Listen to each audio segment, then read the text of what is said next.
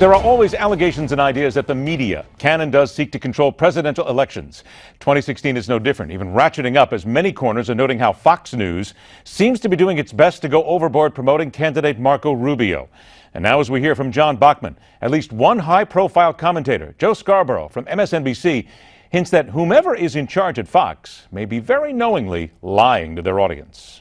I would hope that the people commenting on Christie leaving the race saying he was mean to Marco and that's why he lost, I would hope that they were ignorant and not actually lying to their readers and their viewers. Well, that criticism from Joe Scarborough comes as Fox News continues to stick to its guns, saying that Marco Rubio's poor showing in New Hampshire was the fault of Chris Christie's Granite State jihad on the junior senator from Florida.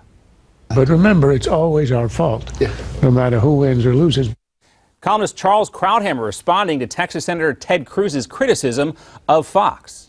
Rubio got hit really hard, although I think he has a chance in the coming debate to undo that. But just as you heard, he's also the latest Fox News personality to defend Marco Rubio. I am looking forward to a week of wall-to-wall coverage. In South Carolina, Ted Cruz blasted Fox Wednesday for their coverage of Rubio's third-place finish in Iowa. Cruz wants the same kind of treatment for his third-place finish in New Hampshire, and who wouldn't? Today, MSNBC's Joe Scarborough called out Fox and threw some shade towards Rupert Murdoch for this tweet, comparing Christie to a suicide bomber. It was Marco's dirty money, dark money. It was Marco's dark money, and then it was his money that got Chris Christie down to the 4% where he started attacking Marco. Then you shouldn't be covering politics. You're lying to your people. Note here that the team over at Morning Joe has their own beef with Rubio. The Florida senator has been boycotting that show. Back to you. The media control of your vote and much more. Let's welcome back contributor to the Media Research Center, Dan Joseph. Dan, does Fox basically need to admit that they got caught on this one? They've been pushing Rubio and everybody basically nailed it. Well, it's hard to believe that they've been pushing Rubio that much. I mean, Donald Trump has had so much airtime on the Fox News channel.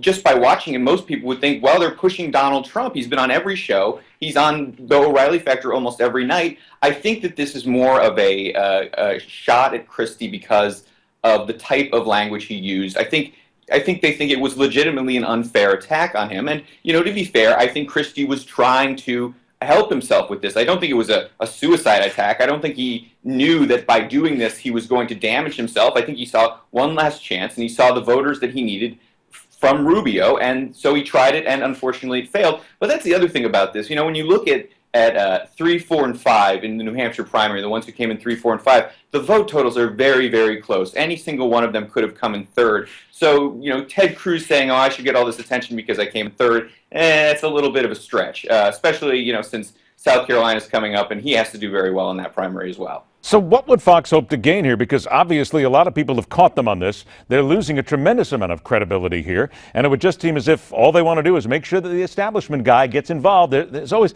and believe me, I always go the follow the money routine somewhere is what it's always got to be about. Mm-hmm. Well, yeah, but I mean, the money, like I said before, the money is having Donald Trump on the air. That's what brings in ratings. That's what does it for Fox News. I'm sure they've benefited. But then why not go after Donald? Why not then back Donald Trump big? If he's the one that brings you all the money, that would seem to make more sense.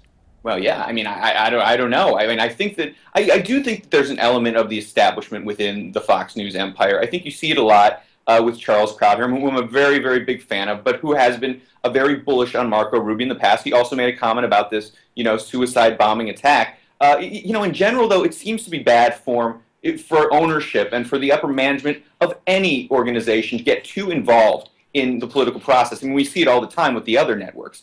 Yeah, there's no doubt in my mind that Scarborough is probably Scarborough is probably blasting Rubio because Rubio has boycotted his show. But again, this is a higher ups thing, and I think in general there may be some sympathy to Rubio from there. At the same time, this goes for everybody.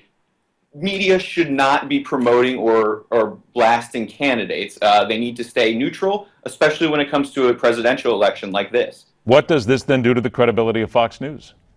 I don't think it does very much. I think this is sort of a passing thing. I think the credibility of all the major networks could take a big hit this cycle simply because of all the attention they're heaping on Donald Trump. I think they've done a lot to try to keep alive Bernie Sanders as well, especially over at MSNBC, especially at some of the more liberal networks. And, again, it's about putting the faces. It's entertainment in a lot of ways. It's about putting the faces that people want to see on the air. And right now, people want to see Donald Trump. And, I'm sure some people want to see Marco Rubio and Ted Cruz, but they just don't bring in the viewers that everybody else wants. So I don't think this damages the credibility. If it happens again, though, if it happens one more time and Marco Rubio is the one they seem to be defending, then you can really look at it and say, there's probably something going on here. Hey, look at it this way. Donald Trump calls all the networks.